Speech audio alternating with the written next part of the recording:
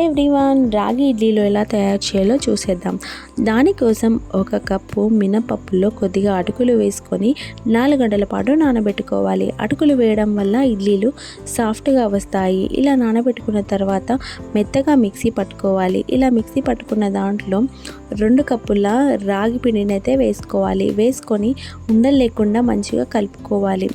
ఇలా కలుపుకొని రాత్రంతా పెట్టేస్తే పొద్దున చూస్తే పిండి అనేది బాగా పులుస్తుంది. తగినంత ఉప్పు వేసుకొని కలుపుకొని ఇడ్లీ పాత్రలకు కొద్దిగా నూనె పూసేసి ఈ పిండిని అయితే వేసుకోవాలి. రాగి పిండి వల్ల మనకు ఎంతో మంచి ప్రయోజనాలు అయితే ఉన్నాయి. హై ప్రోటీన్ అనేది ఉంటుంది. వెయిట్ లాస్ అవ్వడానికి రాగి పిండి అనేది చాలా మంచిగా ఉపయోగపడుతుంది. ఫ్రెండ్స్, చూస్తున్నారు కదా ఇడ్లీలు అనేటివి ఎంత మెత్తగా వచ్చాయో అటుకులు వేయడం వల్ల. పిండి తొందరగా పులవాలంటే మనం నానబెట్టుకున్న వాటర్ని పిండిలో కలుపుకోవాలి. అలా కలిపినట్టయితే పిండి అనేది తొందరగా పులుస్తుంది.